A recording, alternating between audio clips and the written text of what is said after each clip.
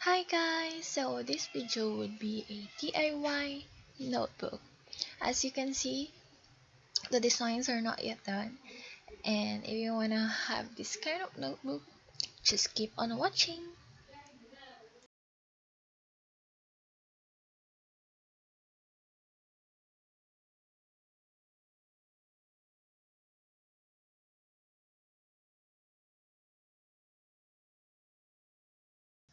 Folder, bond papers, colored papers, design paper, puncher, may pa ganun pa eh. Yarn, glue, scissors to cut toxic people out of our lives. Kidding aside, masama yon. But pencil, ruler, and eraser.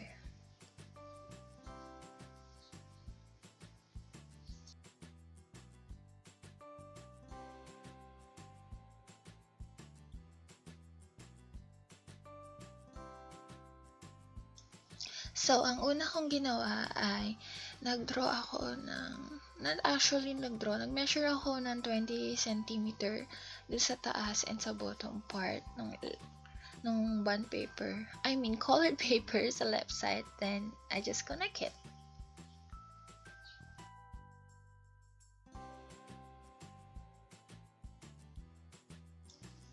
May pa-magic ng gano'n.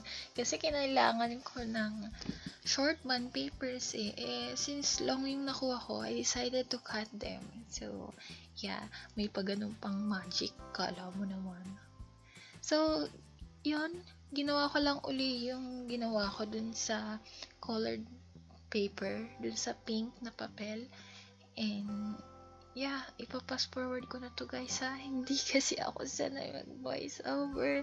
This will be my first time voice overing. So, I do not know what to say and very awkward. Yeah.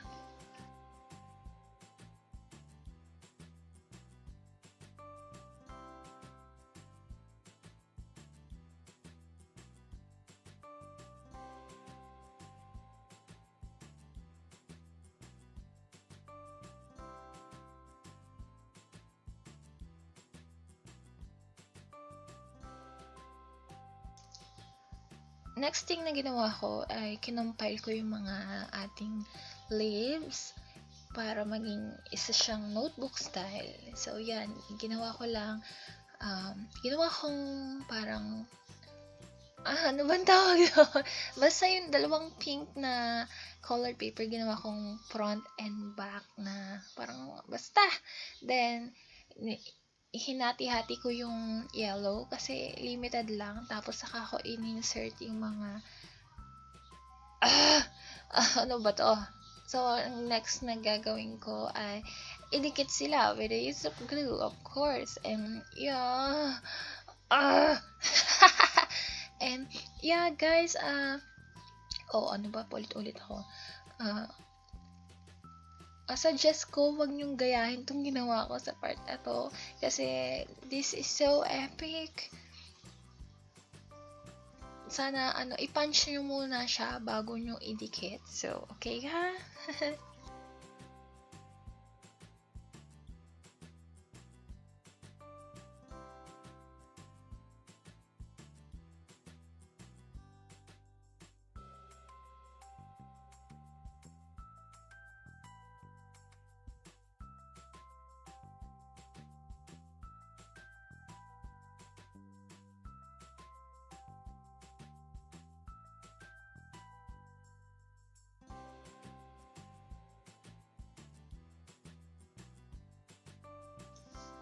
May pagbilog-bilog pa yung ate nyo.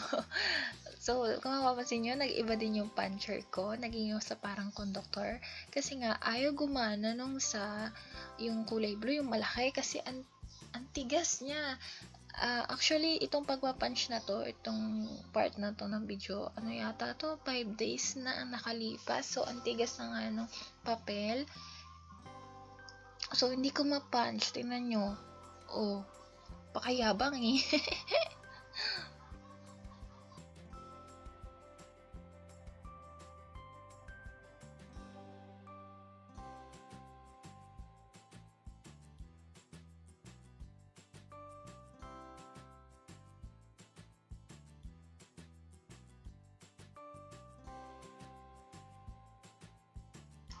At dahil sa ka-epican ko, I decided na ganito na lang yung yarn. Kasi baka sasabihin nyo, oh, nasan yung yarn? Hindi naman pala kailangan. So, kasi diba kapag naman tinahi mo yung yarn, parang ganito din, tapos itatali mo. So, gano'n na lang ginawa ko, nasa labas siya. Ay, ako kaloka.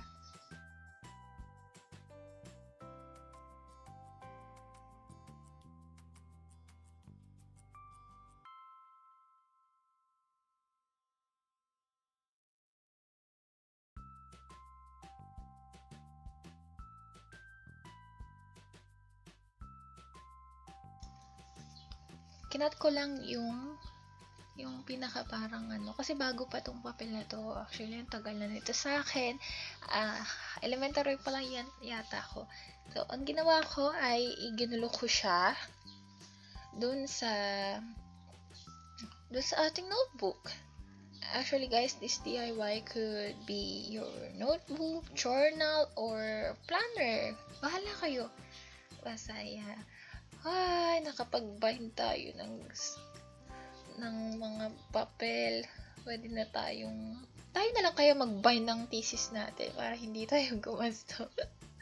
Oh, thesis is so hirap. It's so hard. Oh, next thing na ginawa ko ay kinat ko sa gitna itong folder. And I suggest you guys again na kung gagawa kayo nitong kung keme-kemeng DIY, ay gumamit kayo ng brown folder. Kasi mas matigas siya kaysa dun sa white so mas maganda siyang gawin as cover page.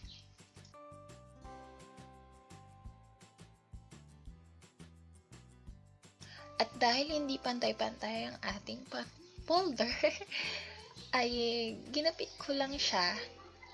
Ginuhitan ko muna tapos ginapit ko siya para maging pantay.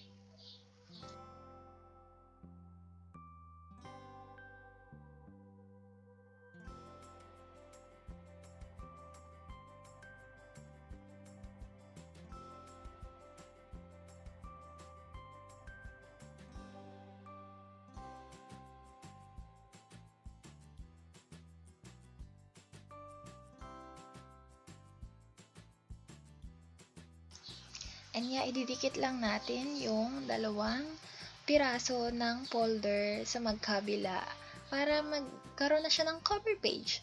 Nabiyan na ulan na. Baka naririnig yun na yung mga patak ng ulan. Sorry.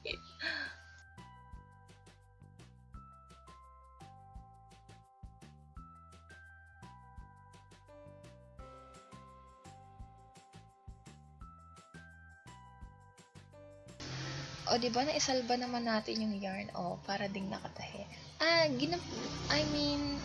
Itong part na to, nilagyan ko ulit siya ng colored paper na pink. Kasi hindi didikit yung folder kasi gawa ng string. So, ayan. And after that, tinikit ko na yung folder.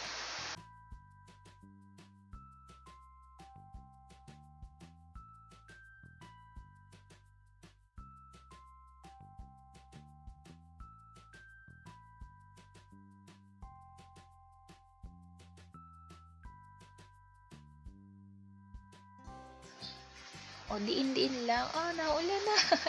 And after nun, guys, you're good to go and you're done. At saka nga pala, guys, kayo nang bahala mag-design. So, yung makikita yung design at the end of this video ay hindi pa tapos kasi nawalan ako ng marker. And inspired by Lord DIY. Hope you guys enjoyed this video. Thank you for watching. Bye!